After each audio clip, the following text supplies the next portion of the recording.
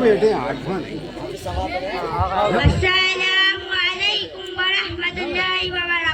वालेकुम अस्सलाम वरहमतुल्लाहि वबरकातुहू।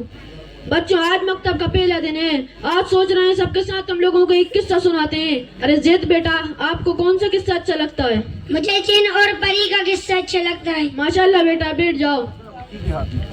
अरे हैदर बेटा, आपको कौन सा किस्सा अच्छा लगता है? हमें शेर और लोमड़ी का किस्सा अच्छा लगता है। माशाल्लाह बेटा, बैठ जाओ।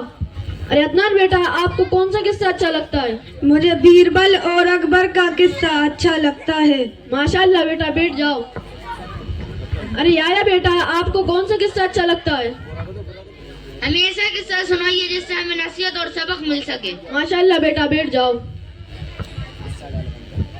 ध्यान से सुनो, मैं तुम्हें केस ज़हीन और होनहार बच्चे का किस्सा सुनाने जा रहा हूँ। एक बच्चा था, उसके माँ बाप और दादा जान थे। माँ बाप तो बहुत बड़े आलीशान और शानदार बंगले में रहते थे। वहीं पर उसके दादा जान का इंतजाम एक लेबर रूम में किया था, वहीं उनका खाना पहुँचा देते थे।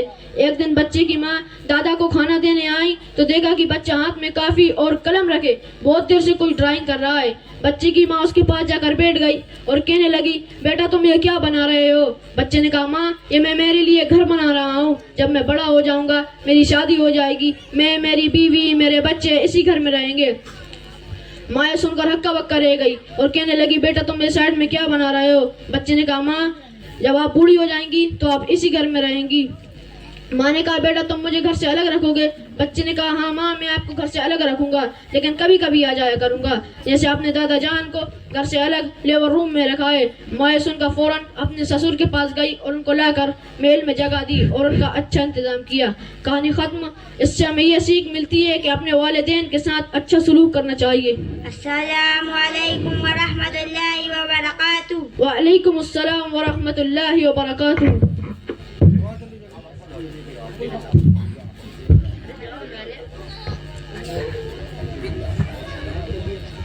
अम्मी अब्बू अपनी बिल्डिंगों में रहते हैं और नए बर्तनों में खाना खाते हैं, लेकिन दादा जान पुराने बर्तनों में खाना खाते हैं। हाँ, क्या करूं? हाँ, मेरे जहन में एक आइडिया आया।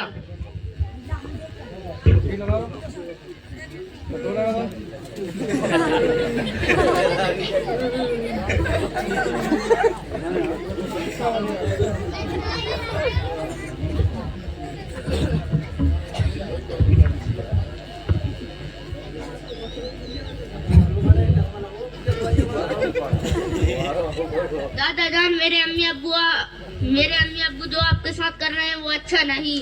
हाँ बाबू, लेकिन मैं क्या कर सकता हूँ, मजबूर हूँ। अगर कुछ कहूँगा तो जो कुछ मिल रहा है इससे भी महरूम हो जाऊँगा। इससे तो ये टूटा फूटा बर्तन ही सही।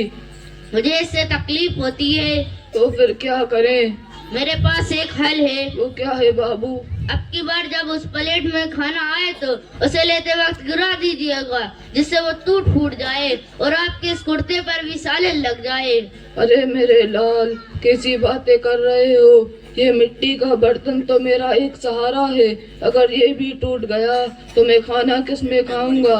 और ये कुर्ता खराब हो गया तो मैं पहनूंगा क्या? दादा जान, आप बस इतना काम कर दीजिएगा, बाकी सब कुछ मैं देख लूंगा। आप टेंशन फ्री रहिएगा।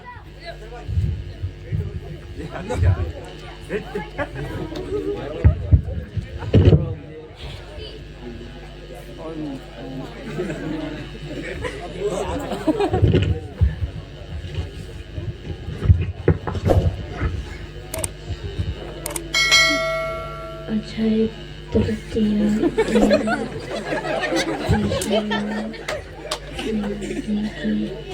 बबुआ रे, ए बबुआ। हाँ अब्बू। जा दादा को खाना दे दे। जा रहे हैं। लीजिए दादाजी। ये क्या किया आपने? खाना कैसे गिरा दिया? दिखाई नहीं देता कि मिट्टी का बर्तन है?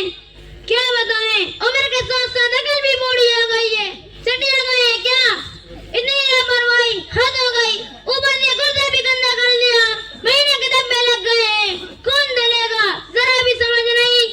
हाँ अब्बू, बड़े दुख की बात है, बरसों पुराना बर्तन तोड़ दिया। ऊपर से ये कुर्ता भी खराब कर दिया। मुझे तो बहुत तकलीफ है, मेरी उम्मीदों पर तो पानी फेर दिया। कैसी उम्मीद है बेटा? अबू मैंने सोचा था कि मेरे दादा जान जब इस दुनिया से चले जाएंगे और मेरे अब्बू यानी आप बूढ़े हो जाएंगे तो आपको भी इसी बर्तन में खाना दूंगा और यही कुर्ता आपको पहनाऊंगा। यानी जो मैं क्या कहा बेटा, फिर से कहो जरा।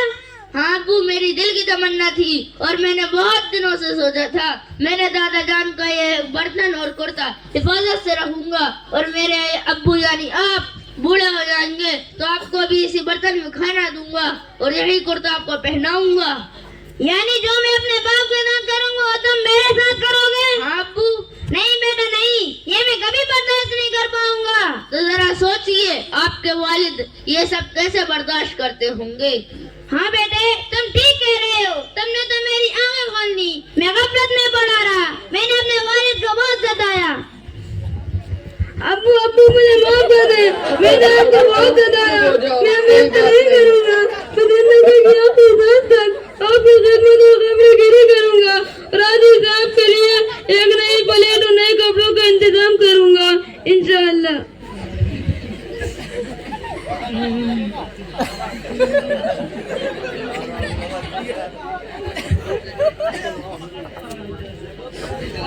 मैं तमाम लोगों से दरख्वास्त करता हूँ कि वो अपने माँ बाप के साथ अच्छा सलूक करें, क्योंकि